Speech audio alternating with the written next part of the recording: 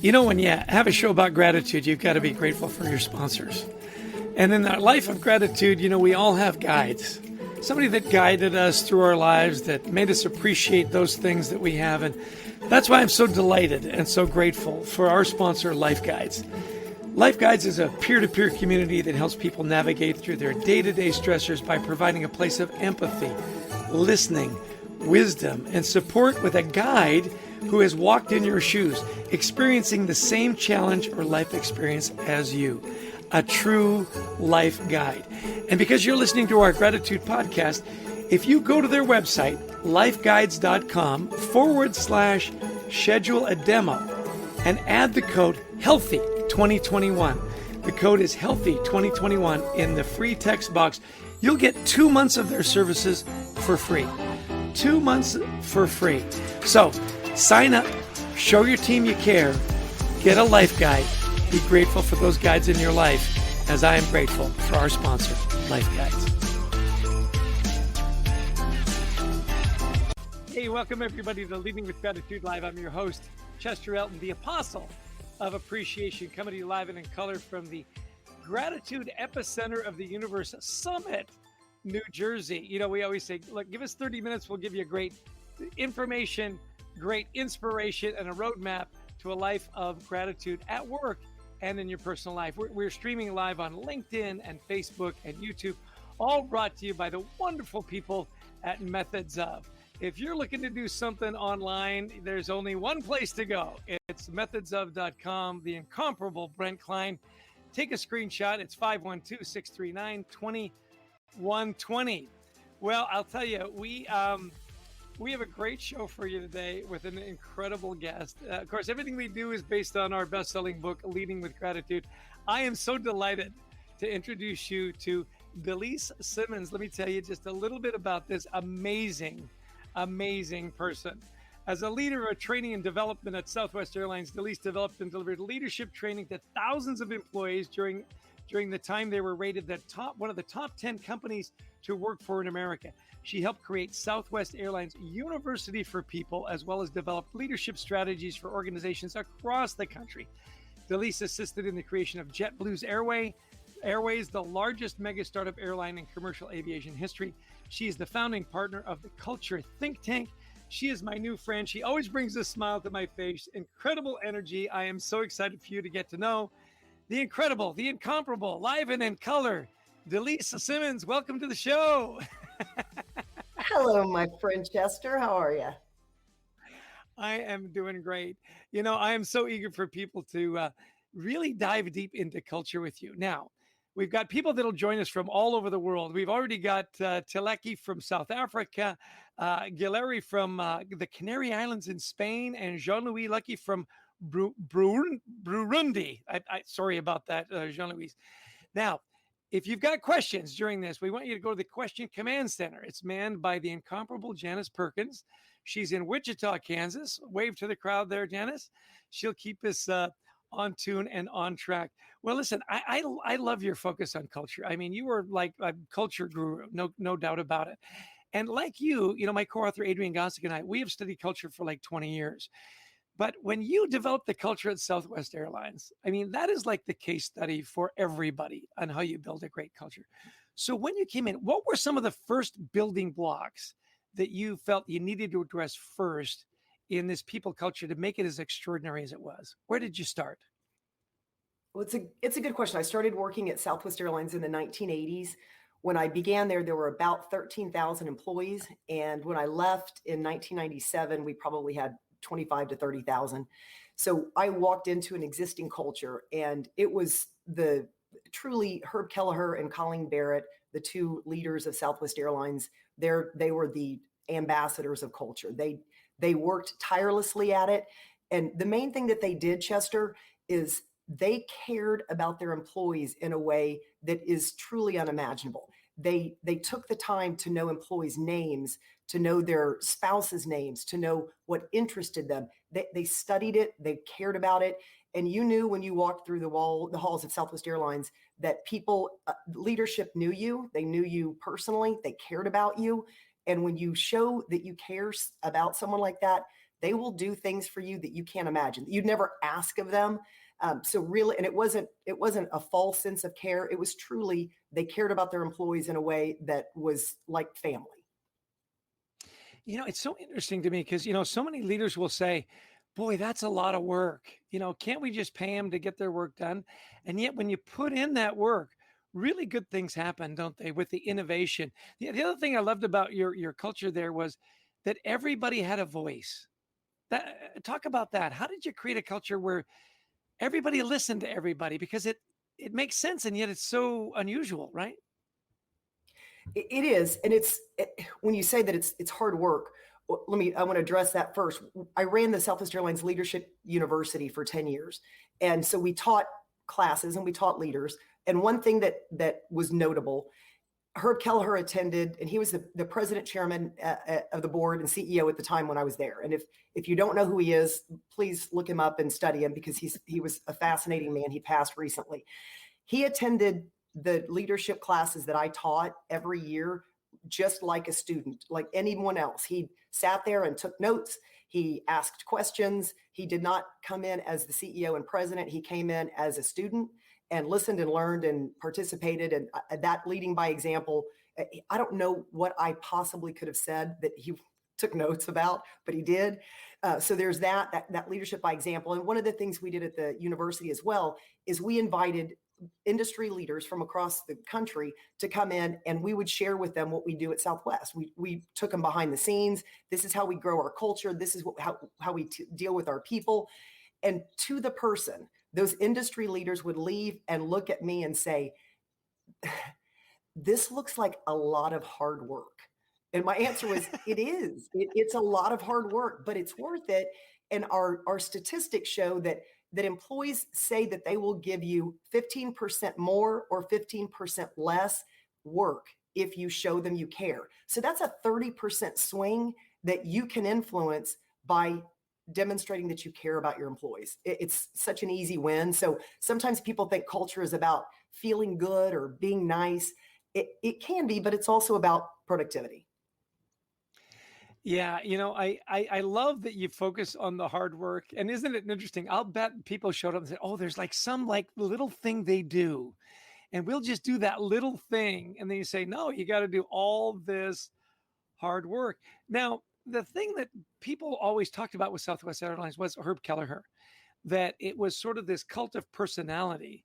And yet when he left, it's continued. So how did he just infuse that so that when he left it didn't collapse? Because I'm sure that was part of your leadership training as well, right? Yeah, I think it's about the way that Southwest Airlines began, to be honest with you. It began with, there was the Texas Triangle. It was Rollin King and Herb Kelleher sitting down at a bar with a bar napkin, and they drew San Antonio, Dallas, and Houston, called it the Texas Triangle, and said, we're going to build an airline that's going to fly between these three cities. Well, Braniff and Texas International didn't like that at all. And the beginning of Southwest was met with lawsuits and fights. And there's just this warrior spirit that's at Southwest Airlines, like this little scrappy airline. We're going to do this. And he kept that. There was always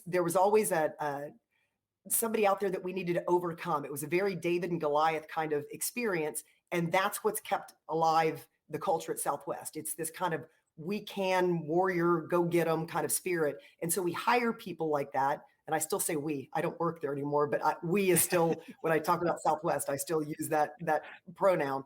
But I think that's what it is. We hire people that have that kind of fight and warrior spirit, that really want to be successful for their customers and for each other. It's great. I love when you build a community like that. We love our gratitude community. We get people that show up every week, and they're talking to each other in the chat. We got Juliet from LA. We got Derek Sweeney from Toronto. I got to give a shout out to my fellow Canadians up there. The Maple Leafs are in first place, eh? So we got Laura from Long Island, Michelle from Albany. I love now you went from Southwest Airlines and then you went to JetBlue. We mentioned it in your intro, one of the biggest, airline startups ever.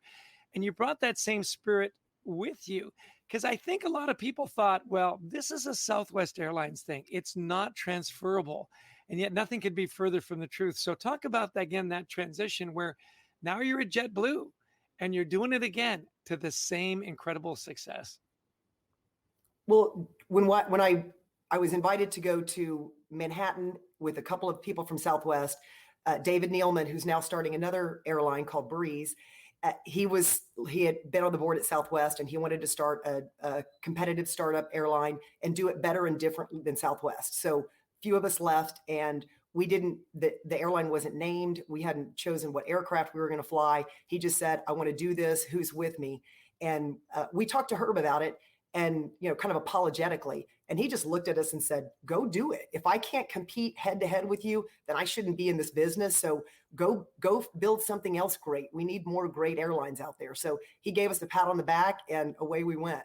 So we built some of the foundational tenets around treating the customer right, but treating the employee right first. So if we treat our employees well, they will turn around and treat their customers well. So that's kind of really the basics behind why those cultures stick and why they work, because we do employee service first and customer service second, and in that order.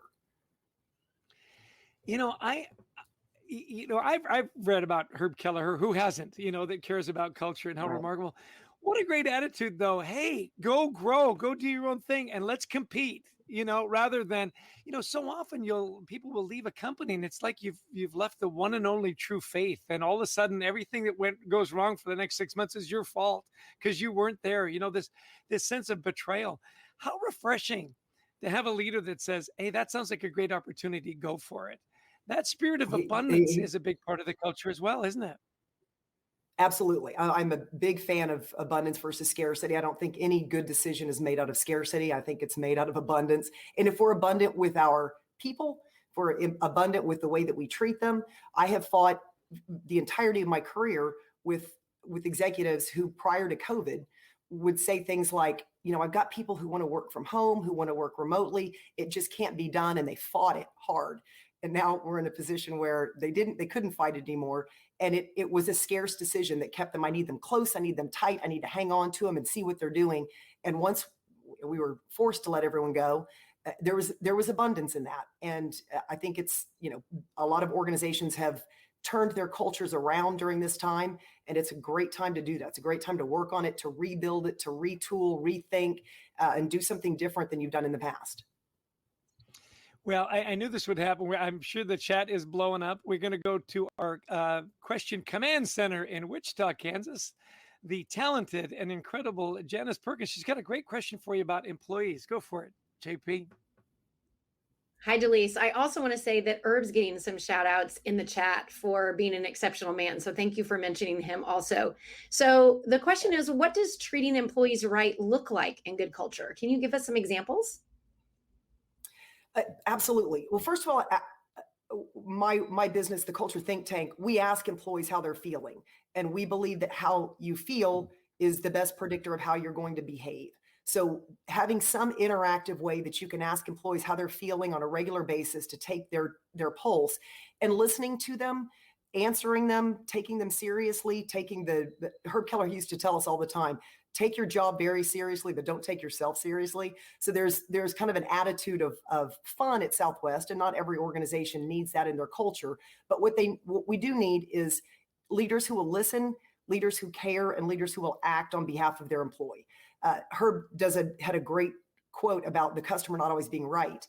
He actually said, sometimes the customer's drunk, sometimes the customer's misinformed, sometimes the customer's not smart. And to presume that the customer is always right supposes that your employee isn't. So it's really putting that employee first and then putting them out in front of the customer and saying, go get them. I love that the first example was your customer might be drunk, because Herb was known as a heavy drinker. he would know.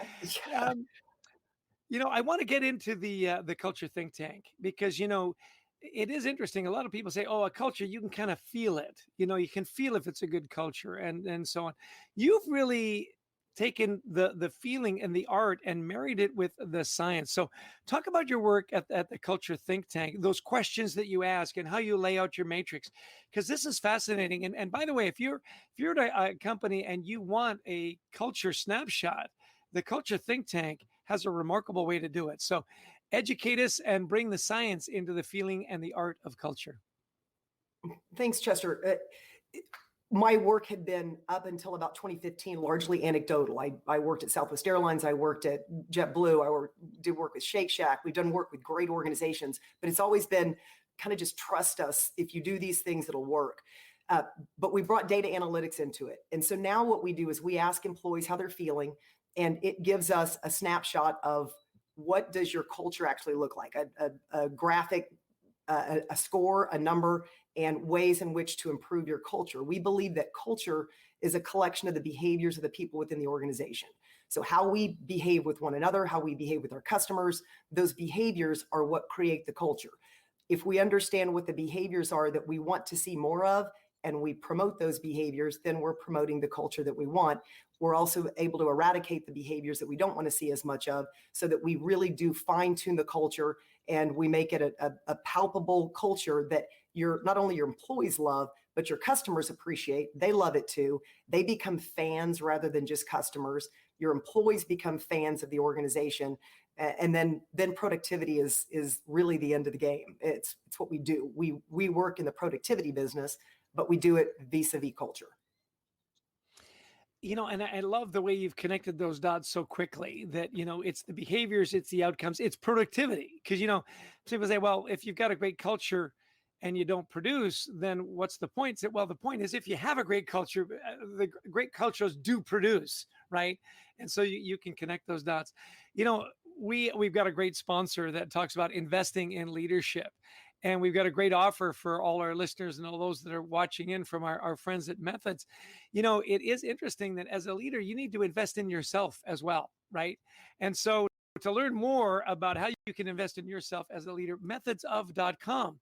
It's this incredible online learning platform with some of the great minds.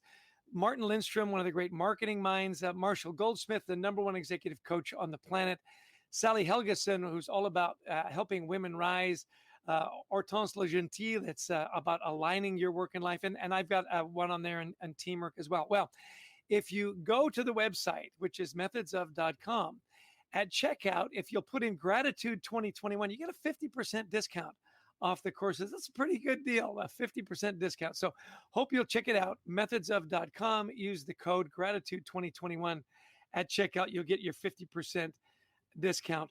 Hey, tell us where we can find more about you and about the Culture Think Tank. What websites would you send them to? It's theculturethinktank.com. And if you go on to the Culture Think Tank, you can request a demo. You can see the work that we do. And it's the thing that I love about our program. I cut my corporate teeth under Herb Kelleher's tutelage. And he always told me when I went out into the business world, outside of Southwest, charge the least amount possible to generate the most amount of business that you can. So our products are very affordable for any size organization. It doesn't matter. Our smallest customer has 5 employees and our largest has tens of thousands of employees. So it doesn't really matter. Every organization has a culture, some by design and some by default. So the question just becomes, do you have the culture that you want? Do you know what your culture actually looks like? And if we can take a snapshot for you and look at it, I've got children, and you take pictures of your kids and they're teenagers, and you show them the picture, and the first thing they say is, "Ooh, delete it." And I look at it, I'm like, that's what y'all look like. So you might want me to delete it, but this is actually what you look like. So the same thing with your organization. We have some companies that are like, I don't know if I want to do that because I don't know if I want to know. Well, it's how you look, and your customers notice it, your employees notice it. So leadership, it behooves them to take a look and see what's working and what's not working as well. And then our solutions give you the behaviors to work on in order to move the needle on culture. Our clients in 90 days, 34% increased their culture score. So in the first 90 days. So it's impressive. That's great. I love that. That charge the least amount of money for the maximum benefit. Yeah, that really is Southwest. Hey, of course, our show is about gratitude. So when you talk about great cultures, what role does gratitude play in creating that trust with your employees and growing a great culture? My experience, Chester, is it matters probably more than anything else that we can do. Because employees notice that, they spend so much time there. We had in the 1990s, jet fuel prices went up. And at Southwest, for every penny that jet fuel prices went up, it represented $1 million to the bottom line at Southwest. Southwest was notorious for not furloughing employees. Herb didn't want to furlough employees. So he reached out to the 20,000 employees and said, help me. What do we do to save money right now? And we had an agent, a ground ops agent, just, line level kid, said, what if we ask employees to take money out of their paycheck, a payroll deduction, and we set up a bank account to offset jet fuel prices? Now, keep in mind, Southwest is a low fare carrier. People they're not getting rich off of their salary at Southwest. But we said, let's try it. So we sent it out to the 20,000 employees. Over 80% of the employees took money out of their paycheck to put it into a fuel account for the airline for which they worked. It's unheard of. But you get that kind of employee engagement because you show them that you care. So if you give them that gratitude and show them how much you care, we would never have expected over 80% of employees to take money off of their family's table to buy jet fuel, but they did. I'm tearing up, and it's jet fuel. It's a jet fuel. So, hey, JP's got another great question for you. I know our time was going to race by. We got about 9 minutes left on the show, but this is a great question. So, JP, let's go back to the Question Command Center. Hey, Delise, question is, how do leaders begin to start doing that hard work? Can you give a few tips to get them started? Sure. The first thing I would do is if we just ask our employees, tell me how I'm doing, tell me how you're doing, tell me what we need to do in order to improve things around here, and we listen and then we give them feedback.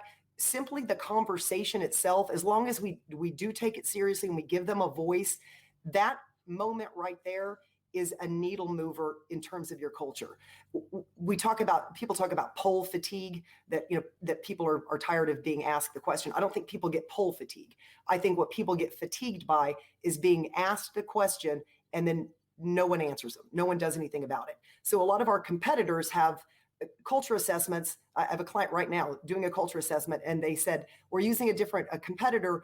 It's going to take 60 days for us to get the feedback back. Well, by that point, I answered your question and I never heard anything back from you. So then they start to have a mistrust or a distrust of leadership, and then it starts to break down. So being available, listening, and then answering back and doing something about it is the greatest thing we can do for employees. And it sounds very simple. I realize that's an elementary answer, but it's powerful.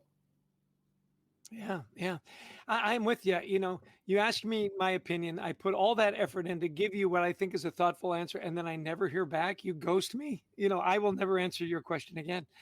Which brings up a question about work that we've been doing, and you've even given us some great data in an article we're going to publish tomorrow in the Gratitude Journal, and that is around anxiety.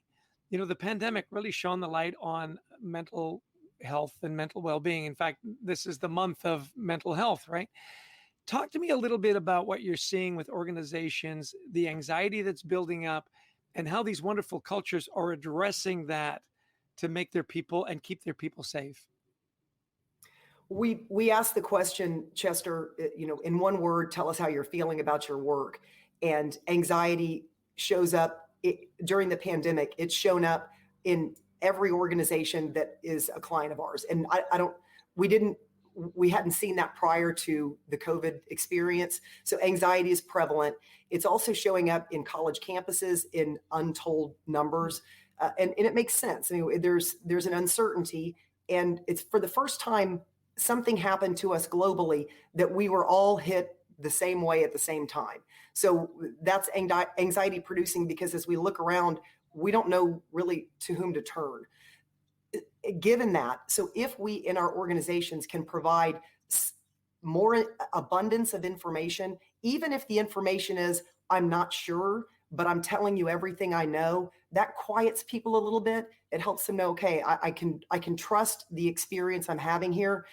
Trust and fear have that inverse relationship with one another, where as fear goes up, trust goes down. So if we can bring some of that fear down, that lets some of the anxiety out of the room, and it builds trust where people can then relax a little bit, and then they become more productive and happier employees.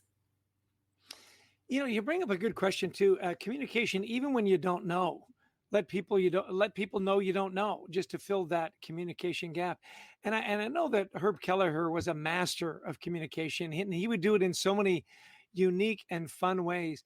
Talk a little bit more about, particularly in hard times, the power and the necessity to communicate, not just clearly and honestly, to also communicate often to your people.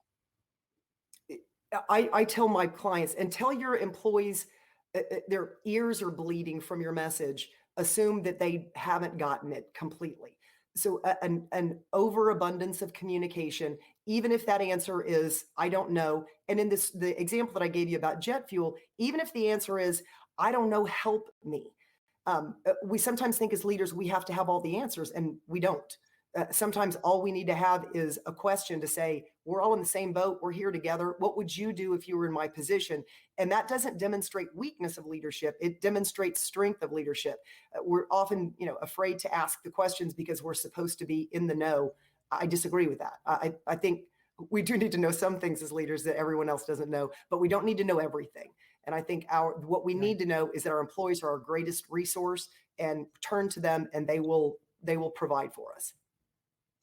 I knew this was going to happen just as we were getting to the end of the show. We got lots of questions flowing in. So I'm gonna skip over you, JP. I apologize. With two quick questions. You got 30 seconds to answer each one. So here's the lightning round.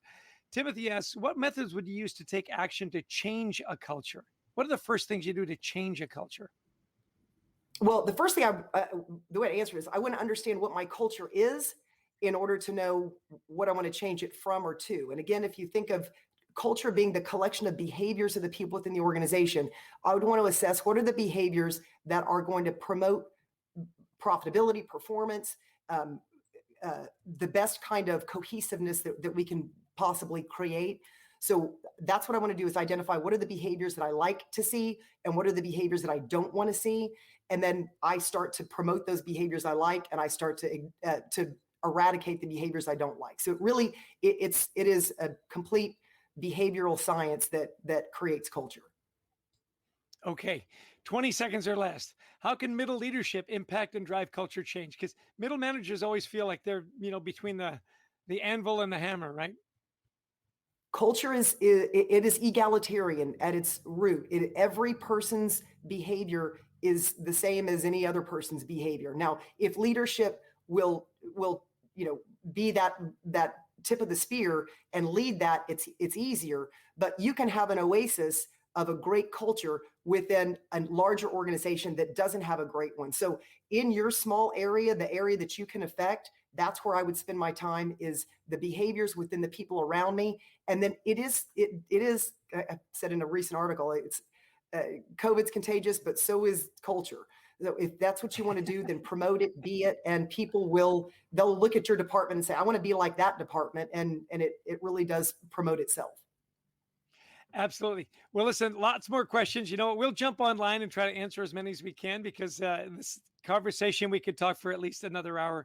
Hey, we ask all our guests, where did you find your gratitude today? Where did I find my gratitude today?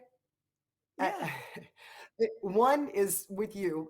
Just so everyone knows, Chester and I met each other just recently and have become fast friends. I'm fascinated by you and what you do. So I'm grateful to have a voice that helps people do something a little bit better. And if any of the words that I've said you can take back and make your organization slightly better, then I'm grateful for the opportunity to have that voice. Excellent. Hey, listen, thanks so much for your time. Stick around after the show. We'll chat up a little bit, but we're going to do some commercials here. We want to thank our friends at Methods of. If you want a production like this that just rolls and makes everybody look great, there's only one place to go, and there's only one guy to produce it. His name is Brent Klein. So throw, at 512-639-2120, methodsof.com. And don't forget to invest in yourself as a leader at methodsof.com. Remember, as you go to check out on these fabulous courses by these brilliant thought leaders, all you got to do is put in Gratitude 2021 for a 50% discount. Now, our publisher makes us throw up this commercial, so it's not me, it's them. You get your book, Leading with Gratitude. Alan Mulally, the guy that saved the Ford Motor Company, said, I love, love, love this book. And then a not so subtle call to action, buy me, buy me, buy me. Anxiety at Work just came out 2 weeks ago. We've got a great little clip here. I love this. Is it going to roll? Are we going to get the audio, Brent? Here we go. you got to love the blues. You know, Delise's son is a musician. He would love the riff at the end here. Available at fine bookstores everywhere. Well, Delise, we've got a tradition. As we end the show and we thank all our wonderful viewers and listeners, here's the full box. We want to thank Brent Klein, our producer out of Austin, Texas. There's JP out of Wichita, Kansas. I'm in Summit, New Jersey. And the lovely and talented, my dear, dear friend, Christy Lawrence in Atlanta, Georgia. We bring up the music and we dance it out. So give us your best dance moves, Delise. Hey, thanks, everybody. We say give us 30 minutes. We'll give you information, inspiration, and gratitude. We'll see you next week for another 30 minutes. Be kind, be grateful, be of service. Thanks, Traine.